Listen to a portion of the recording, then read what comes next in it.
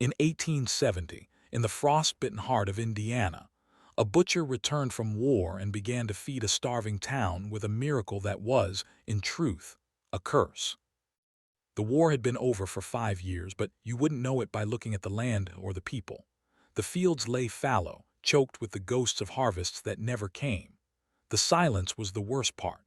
It wasn't a peaceful silence. It was a heavy, waiting silence, the kind that follows a scream. Men had come home from the battlefields, but they'd left parts of themselves in the mud of Gettysburg and Shiloh. They moved like ghosts through their own lives, their eyes holding a hollowness that no amount of time could fill. Hunger was a constant, gnawing presence. It was the first thing you thought of when you woke up and the last thing you felt before a restless sleep. Families that had once known prosperity were now boiling shoe leather for broth. Children's laughter had been replaced by the quiet, persistent ache of an empty stomach. In this world of desperate want, questions became a luxury no one could afford.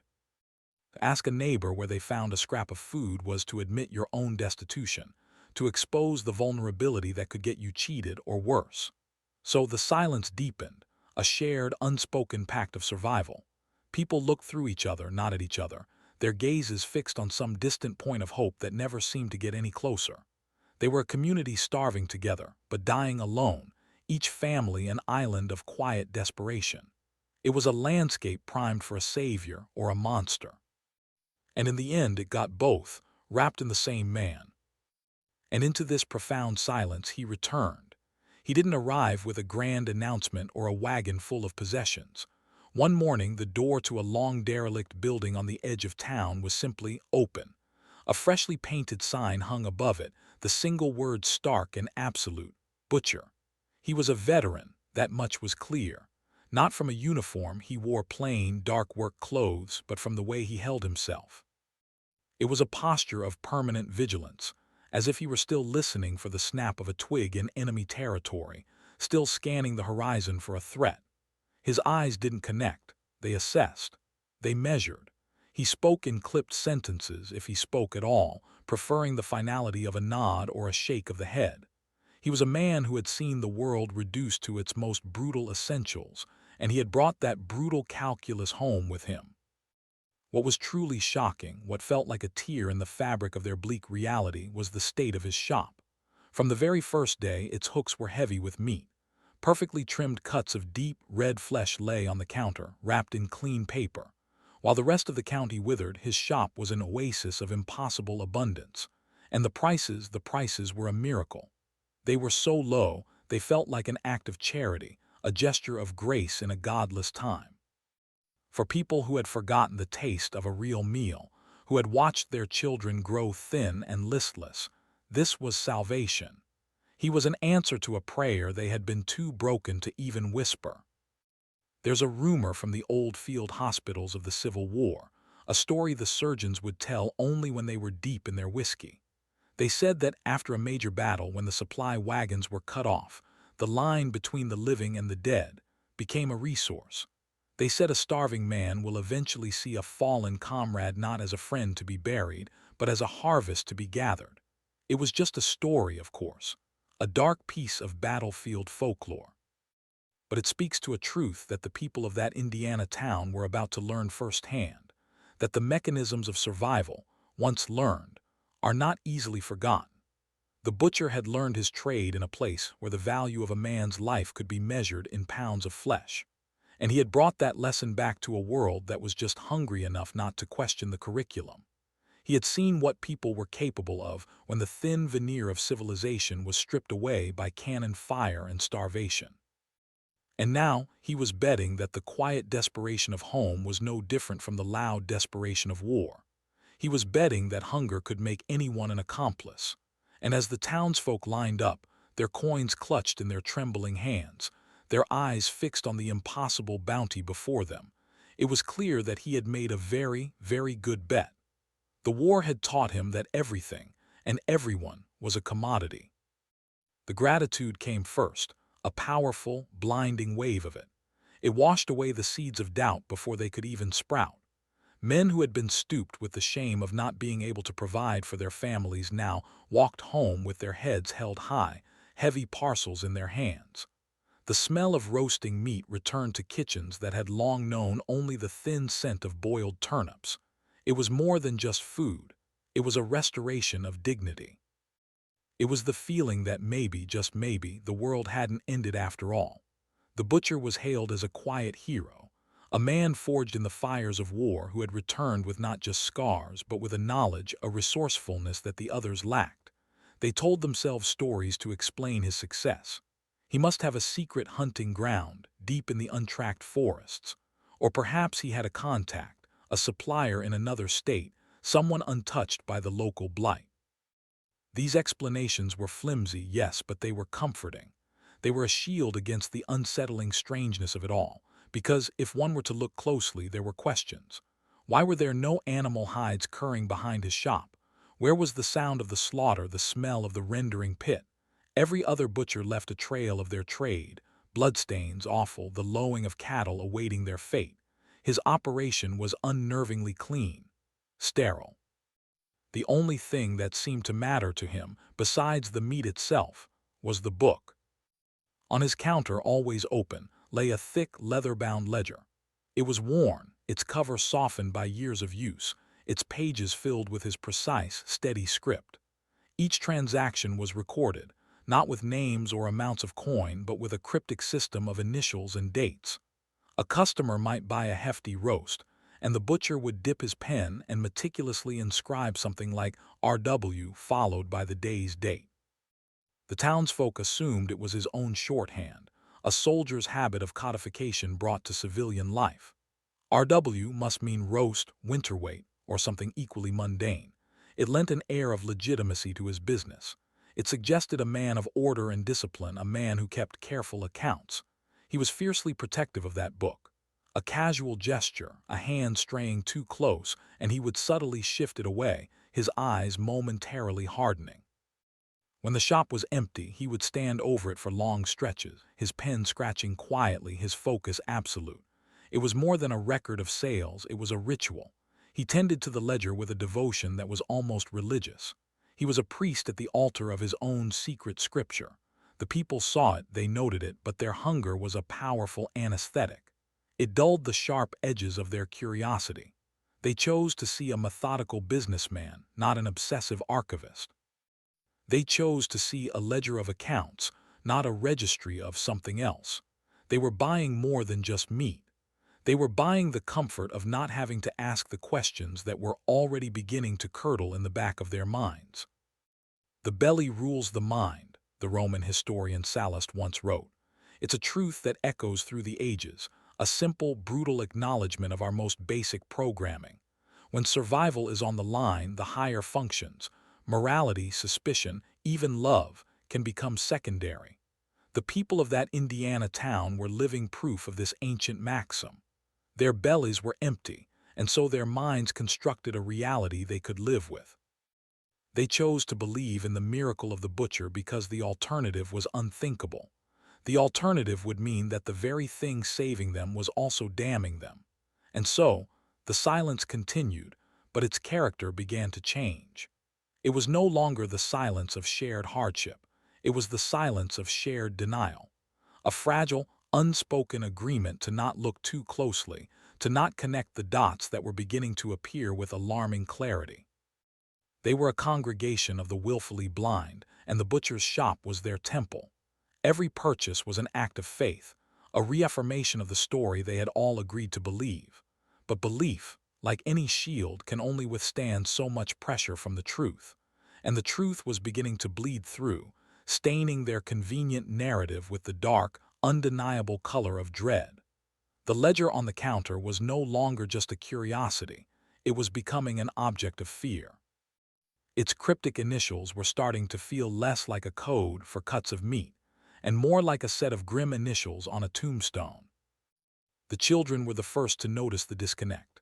Unburdened by the need to lie to themselves, they saw things with a terrifying clarity. A young boy waiting for his mother to finish her purchase might point a grubby finger at a strange-looking cut and ask, "What kind of animal has a leg shaped like that?"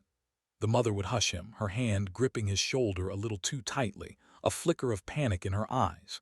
"It's from a new breed of hog," she might whisper, the lie tasting like ash in her mouth. The farmers noticed it too. They knew the anatomy of livestock better than they knew their own. They knew the curve of a pig's rib, the dense muscle of a steer's shoulder, and what they saw on the butcher's hooks, it was wrong.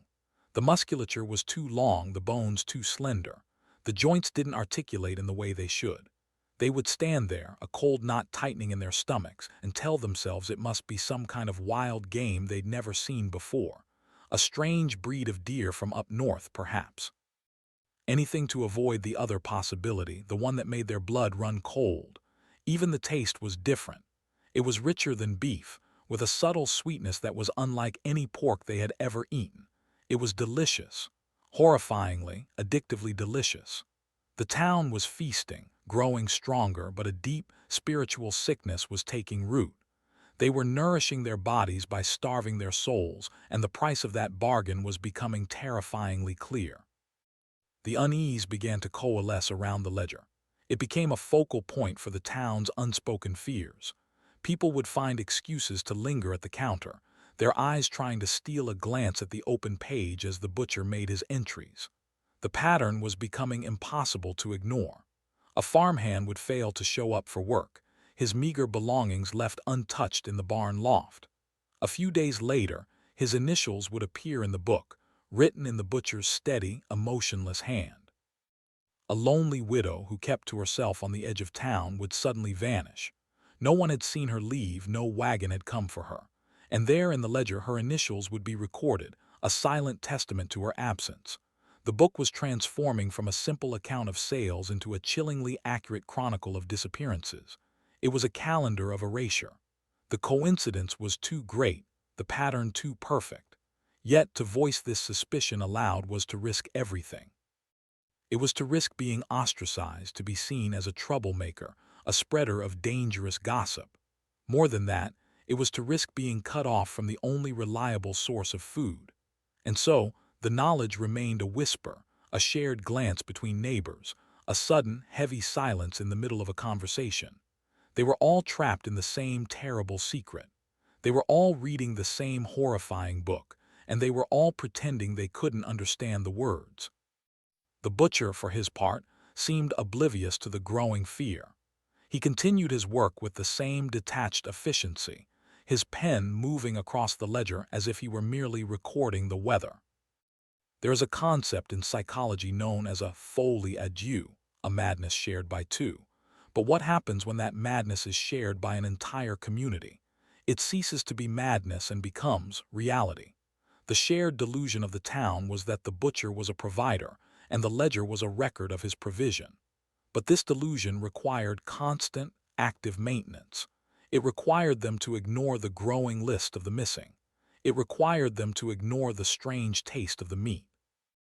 And it required them to ignore the most unsettling absence of all, the butcher's own family. His wife had been a quiet but constant presence in the town, a slender woman with weary eyes and a way of pulling her shawl tighter as if she were perpetually cold. His two children, a boy and a younger girl, were sometimes seen playing in the dusty yard behind the shop. Their presence, however fleeting, had grounded him. It made him seem normal, a family man. A husband and a father who, like them, was just trying to survive. Then one day they were simply gone. The yard was empty. The windows of the house behind the shop remained dark at night. The silence that emanated from his property was no longer just the absence of livestock. It was the absence of life itself. He had erased his own family from the landscape, and the town was trying desperately not to notice. When asked where his wife and children had gone, the butcher's answer was always the same, delivered without emotion, without any of the details a man might offer about a family journey. "They've gone to stay with relatives in the next county." It was a statement designed to be a wall, not a window. It offered no names, no location, no hint of when they might return. It was a story as thin and brittle as old paper, yet the town clung to it. They had to. Because the alternative was a chasm of horror they were not prepared to face. But the evidence of the lie was everywhere. No neighbor had seen a wagon being packed. No tearful goodbyes had been witnessed. The children's simple, handmade toys still lay scattered in the yard, slowly being reclaimed by the weeds. It was as if they had simply evaporated, leaving behind only the faintest traces of their existence. And then there was the ledger. For those who were brave enough or foolish enough to look, the truth was right there in his own handwriting. 3 sets of initials entered on 3 consecutive days. MBHBLB, his wife, his son, his daughter, each one followed by a date. The date they were last seen alive. He hadn't just sent them away. He had processed them. He had recorded them in his book of accounts, reducing his own flesh and blood to a set of cryptic letters, just another entry in his inventory of the damned. He was not just a butcher of strangers. He had consumed his own past and was now feeding it to the town, one wrapped parcel at a time. This act, the inscription of his own family into the ledger, represented a terrifying shift. It moved him beyond the realm of a desperate survivor or a wartime opportunist. This was the work of a different kind of being entirely. A man who no longer recognized the lines between family and livestock, between love and raw material. The war hadn't just broken him. It had hollowed him out and rebuilt him into something new, something that operated on a logic that was both brutally simple and profoundly monstrous. He had become the perfect engine of consumption, a man for whom every living thing was merely a resource to be cataloged and distributed. The town felt this shift, even if they couldn't articulate it. A new kind of fear began to creep in, colder and more personal than the fear of hunger. Before, they had been dealing with a mystery. Now they were living next to an abyss. The butcher's shop was no longer a place of miraculous salvation. It was a place of sacrifice. And the terrible question that now hung in the air was, whose turn was it next? The ledger was no longer a record of the past. It was a preview of the future, a list of upcoming vacancies in the community. And every person who walked out of his shop with a parcel of meat was carrying a piece of a story they couldn't bear to read, but were forced to help write. Man is the only animal that devours his own kind, wrote the French philosopher Michel de Montaigne, for I can think of no other that does so except on the score of necessity. Necessity. That was the word that had shielded the town from the truth for so long, but the disappearance of the butcher's family shattered that shield. This wasn't about necessity anymore. This was about something much, much darker. This was a ritual, a systematic dismantling of a community, soul by soul, body by body. And the ledger was the sacred text of this new, terrifying religion of hunger. If you've come this far on this journey with me, it means you're not afraid of the dark. So do me a favor. Go down to the comments and type the words the ledger speaks. It's a way of acknowledging that some truths, once written, can never be erased. It's a way of saying that you're ready to see what happens when the ground itself can no longer keep its secrets. Because the winter was about to break, and the thawing earth was preparing to give its own testimony. A testimony written not in ink but in bone. And it would be a confession that no one, not even the most desperate and willfully blind, could ignore. The ground was about to scream. The thaw came late that year and with a vengeance. The iron-hard ground, frozen for months, softened into a sucking mud. The snow melted away in dirty rivers and the world seemed to exhale a long, cold breath. And with that exhalation, the earth began to give up its dead. It started near the butcher's property, in the fields behind his silent, empty house. Shallow depressions in the ground, once hidden by snow, began to fill with brackish water. At first, they were just pits of mud. Then the local dogs, drawn by a scent no human could detect, began to dig. What they unearthed was, at first, dismissed. A few scattered bones, gnawed and broken. In a land where farmers regularly buried animal carcasses, it was hardly a cause for alarm. The butcher was just being careless with his refuse, people muttered. But as the thaw continued, more bones surfaced. Not just fragments, but long, unmistakable shapes. A rib cage, arcing out of the mud like the hull of a sunken ship. A femur, long and slender, impossibly so for a cow or a pig. The farmers who passed by on the road would stop and stare, the same cold dread that had haunted them in his shop now returning with a physical, tangible presence. The evidence was no longer just a feeling, a taste, a cryptic entry in a book. It was here. It was real. It was rising from the ground to meet them. It was a traveling physician from a neighboring town who finally gave a name to the horror. Called in to examine the growing collection of remains, he worked by the flickering light of a barn lantern. He was a man who had served in the war, a man who had waded through fields of carnage and seen the human body disassembled in 1,000 gruesome ways. He picked up a piece of bone, turning it over in his calloused hands. He noted the clean, precise cuts at the joints. These weren't the ragged tears of a predator's teeth, nor the clumsy hack marks of a desperate soldier. These were the work of a skilled hand, a sharp blade, the work of a butcher. He ran his fingers along the saw marks, the scraping lines where flesh had been meticulously removed. Then he picked up another piece. It was the unmistakable, delicate curve of a human jawbone, a few teeth still clinging to their sockets. He set it down gently, as if it were a sacred artifact. He looked at the pale, anxious faces gathered around him in the dim light, and he spoke the words they had all been dreading. "These are not animals," he said, his voice low and heavy. "These are people." The words hung in the air, absolute and irrevocable. The town's long, carefully constructed denial shattered into a million pieces. The truth was out, and it was worse than any of them had ever dared to imagine. The revelation did not bring the town together. It tore them apart. The knowledge of what they had been eating, what they had been feeding their children, was a poison that seeped into the very foundations of the community. It turned neighbor against neighbor, husband against wife. The guilt was a suffocating plague. Families who had bought from the butcher now looked at each other with a mixture of shame and accusation.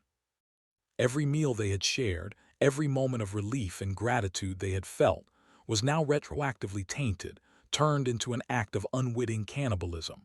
The silence that had once been a shield of denial now became a prison of shame. No one knew what to say. How do you apologize for something so monstrous? How do you ask for forgiveness when you were both victim and accomplice? The tavern, once a place of gruff camaraderie, fell quiet. Men would drink their whiskey and stare into the bottom of their glasses, each one lost in his own private hell. The church offered no solace. The minister, who had once preached against the sin of gossip, now struggled to find words that could encompass the scale of this new, unimaginable sin. The town had not just been deceived, it had participated, and that shared guilt was a cancer that was eating them alive from the inside out. They were a community drowning in a sea of unspoken horror, and the butcher's shop, still open, still stocked, was the dark, silent lighthouse at the center of their storm. In the midst of this communal breakdown, a small group of the town's men, their faces grim and set, decided they needed an answer. This was not a lynch mob, not yet. It was a delegation of the damned, men who needed to hear a confession, or at least a lie from the man who had authored their ruin. They gathered outside his shop one evening, the setting sun casting long, ominous shadows. They didn't go inside. The threshold of that place had become a line they could no longer cross. When the butcher appeared in the doorway, wiping his hands on a blood-stained apron, a heavy silence fell. One of the farmers, a man named Elias, stepped forward. His own hired hand had been one of the first to go missing. "We found bones," Elias said, his voice tight. "The doctor says they're human." The butcher looked at him, his eyes betraying nothing. No fear, no surprise, no guilt. "They are relics of the war," he said, his voice calm, measured. "I brought them back from the battlefields. To remember the fallen." The lie was audacious, almost brilliant in its simplicity. It played on their shared trauma, their memories of shallow graves and unburied comrades. For a heart-stopping moment, it almost worked. The men looked at each other, a flicker of desperate hope in their eyes. Maybe there was another explanation. Maybe they weren't monsters. But the lie couldn't hold. It was too thin, stretched too taut over a mountain of evidence. "What about the cuts?" another man pressed. "The doctor said they were made by a butcher, not a surgeon."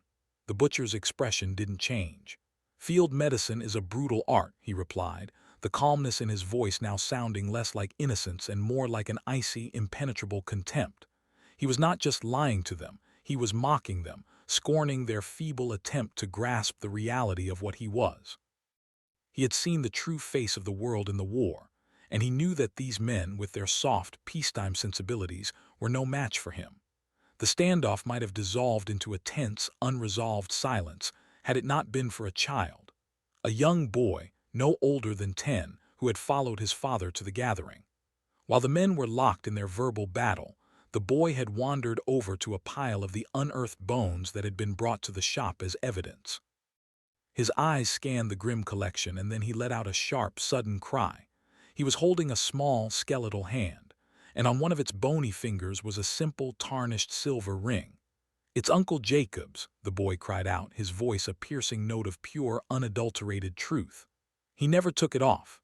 The butcher's story, his carefully constructed wall of lies, crumbled to dust in the face of that one, small, undeniable object.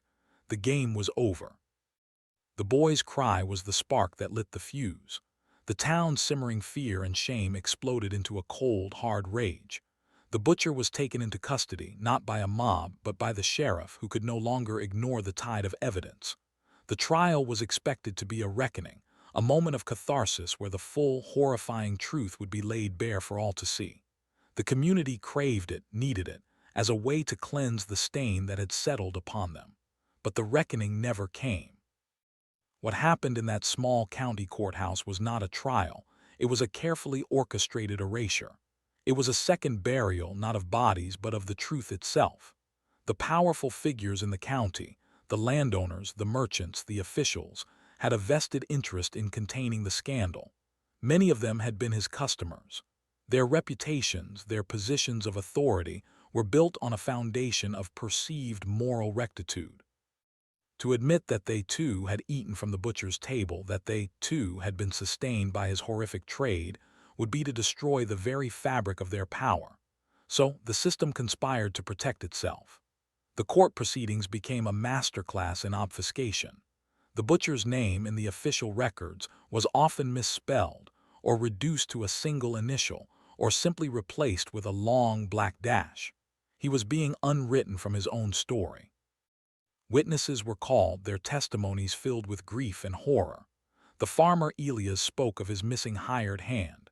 The boy testified about his uncle's ring. A widow, her voice trembling, described the strange, sweet taste of a roast she had bought. But in the transcripts, their words were gutted. Key details were omitted. Names of the missing were replaced with blank spaces. The widow's entire testimony was reduced to a single dismissive line: female witness, hysterical. The evidence was not being recorded, it was being curated. The goal was not to uncover the truth, but to construct a narrative that the county could live with. A narrative that isolated the butcher as a singular, insane monster and erased the quiet complicity of the community he had fed.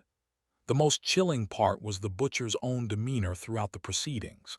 He sat in the defendant's chair, his hands folded neatly in his lap, his expression a mask of placid indifference.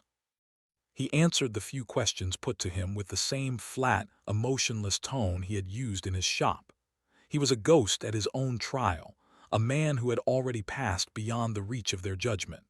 He had seen the world behind the curtain, and he knew that their laws, their morality, their outrage, it was all just a fragile performance, and he was no longer an actor in their play. In the end, there was no verdict of guilt. There was no sentence of death or imprisonment. Instead, the court delivered a single chilling phrase, a phrase that would echo through the county's history like a muffled scream. Unfit for trial. 3 words. 3 words that served as a lock on a door that was never to be opened again. It was the perfect solution. It acknowledged that something was wrong, but it avoided the messy, inconvenient business of defining what that something was. It pathologized him, turning a story of communal complicity into a simple tale of a lone madman. It allowed the county to wash its hands of the affair, to move on, to begin the long, deliberate process of forgetting. The butcher was not a criminal to be punished, but a lunatic to be confined. He was taken away, not to a prison, but to a state asylum in the southern part of the state, a place where the unwanted and the inconvenient were sent to disappear. The town was left with no justice, no answers, no public reckoning. They were left only with the silence, now deeper and more profound than ever before, and the lingering, sickening taste of their own survival. The system had not sought justice. It had sought containment, And it had succeeded. He entered the asylum and the paper trail of his life simply stops. The records show his admission, a single line in a large, dusty ledger, noting his name, age, and the county court order for his committal. The reason listed is stark and unadorned: insanity. There is no diagnosis, no description of his behavior, no notes from any physician. It's as if the word itself was enough, a final, definitive label that required no further explanation. For a few years, his name appears on the asylum's census rolls, a faint, spidery script among the hundreds of other lost souls confined within those stone walls. And then he vanishes. In the census of 1880, the line where his name should be is empty. There is no record of his death, no notation of a burial in the asylum's bleak, unmarked cemetery, no transfer to another facility. He just ceases to be. It's an administrative disappearing act. An erasure so complete, it's as if he had never existed at all. In later years, when the occasional historian or curious journalist would inquire, they would be met with a bureaucratic wall of silence. Records were lost in a fire, they were told, a fire for which no other evidence exists. The ledgers were incomplete, a clerk would shrug. He had been erased from the official memory of the state, just as he had been erased from the official memory of his town. He had become a ghost in the machine. But ghosts leave whispers. For decades after his disappearance from the records, stories would circulate among the older residents who lived near the asylum. They spoke of a silent patient who would pace the grounds for hours on end, his stride deliberate and guarded, his eyes scanning the walls as if they were an enemy perimeter. They said he never spoke a word, never showed a flicker of emotion. He simply existed, a man hollowed out by his past, a living monument to a secret that was being actively suppressed. These stories, of course, are impossible to verify. They are the folklore that grows in the fertile soil of a covered-up truth. But they speak to a lingering unease, a sense that his story wasn't truly over. It had just gone underground. The asylum had become his tomb, but it was a tomb without a body. He had achieved a kind of monstrous immortality, a permanent state of absence. He was everywhere and nowhere, a name that could not be spoken, a fate that could not be known. The system that had declared him unfit for trial had, in its own way, made him eternal. It had transformed him from a man into a mystery, and a mystery, unlike a man, can never truly die. It just waits patiently in the archives for someone to start asking the right questions. Decades passed. A generation was born and grew to adulthood knowing nothing of the butcher or the winter of fear. The story had been successfully buried, relegated to the realm of hushed, fragmented memories shared only by the very old. The silence had held. It might have held forever if not for a bored county clerk, sometime in the early 20th century, tasked with sorting through boxes of old, forgotten records destined for the incinerator. In a dusty crate filled with mundane tax receipts and property deeds, his hand fell upon a small, linen-wrapped bundle. Inside was a book, a thick, leather-bound ledger, its cover warped and stained by time and damp. He opened it, and the history that had been so carefully suppressed came flooding back. The ink was faded but still perfectly legible. The pages were filled with the same precise, unshaken script. And the initials. The initials marched down the pages in neat, orderly columns, a silent army of the lost. Historians were called in. At first, they treated it as a simple artifact, a curious record of a long-defunct local business. But as they began to cross-reference the initials with old census data, with records of missing persons, with the faint, whispered oral histories of the region, the true nature of the book began to reveal itself. The scope of the horror was far greater than anyone had ever imagined. The few disappearances that had been whispered about during that terrible winter were just the beginning. The ledger contained dozens of entries, page after page of them. It was a catalog of death that stretched on for years. There were the initials of travelers who had been passing through town, their vanishings never even noted. There were drifters, men without families or connections, whose absence had created no ripples. There were names from neighboring counties, people whose disappearances had been mysteries there, their fates unknowingly recorded in this gruesome book. The butcher had not just been feeding his own town. He had been harvesting from the entire region. His shop was the endpoint of a vast, invisible network of predation. He was not a monster born of a single, desperate winter. He was a systematic predator who had operated for years, hidden in plain sight, his crimes camouflaged by the very service he provided. The ledger was his life's work. It was the meticulously kept account book of a serial killer who saw his victims not as human beings, but as inventory. It was the ultimate expression of his cold, detached, wartime logic, applied with a terrible, unswerving consistency to the landscape of peace. And then, as the historians turned to the final pages of the ledger, they found the entry that elevated the story from a local horror to a conspiracy of chilling proportions. There, among the last sets of initials, was an entry that made their blood run cold. Jr. The date beside it was from the year after the butcher had been declared unfit for trial and locked away in the asylum. The historians searched the records, their hands trembling slightly, and they found him. Jr. Judge Robert Hemlock. The very man who had presided over the butcher's hearing, the man who had signed the order of committal, the man who had been instrumental in burying the scandal. He had become an entry in the book. This was impossible. It suggested one of two things, each more terrifying than the last. Either the butcher had a reach that extended beyond the asylum walls, an accomplice who was continuing his work, or the ledger was not just his private record. It was a record of transactions, of exchanges, of debts paid and collected. It implied that the system hadn't just covered up his crimes. The system had been a customer. The judge, who was supposed to be the pillar of justice, had been silenced, processed, and recorded, just like all the others. The corruption had not been a matter of protecting reputations. It had been a matter of participating in the trade itself. This revelation recontextualized everything. The butcher was not just a killer, he was a functionary. He was the visible part of a much larger, darker machine. A machine that ran on a currency of flesh and was protected by the very people sworn to uphold the law. This was a hidden power structure, a shadow economy operating beneath the surface of society. The butcher's shop was its public face, the asylum its disposal system, and the courthouse its shield. The redactions in the court transcripts suddenly made a new, more sinister kind of sense. They weren't just protecting the reputations of embarrassed customers. They were protecting the identities of co-conspirators.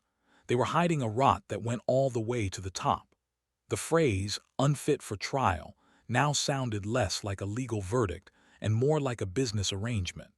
He was unfit for a public trial because a public trial would have exposed the entire network. He was silenced, and in exchange, the trade was allowed to continue, at least for a time. The ledger was the proof. It was the one piece of evidence that had slipped through the cracks, the one document that told the true story.